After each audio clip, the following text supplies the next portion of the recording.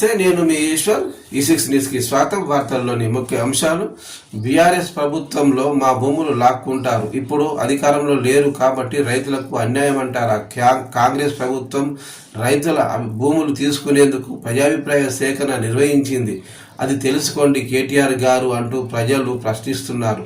మీలాగా దౌర్జన్యం చేయలేదు, భూములు లాక్కోలేదు, దయచేసి మా జిల్లాకు రావద్దు, KTR go bag, KTR go bag అంటూ కేటీఆర్కు భారీ షాక్ ఇచ్చారు. గత బీఆర్ఎస్ పాలనలో మహబూబ్ నగర్ రైతుల వద్ద భూములు దౌర్జన్యంగా లాక్కున్నారని రైతులు ఆరోపించారు. రైతులకు సంఘీభావం పేరుతో కేటీఆర్ మహబూబ్ నగర్ వస్తున్న సందర్భంగా అంబేద్కర్ సెంటర్లో రైతులు భారీ ఫ్లెక్సీలు కేటీఆర్ గో బ్యాగ్ అంటూ ఏర్పాటు చేశారు.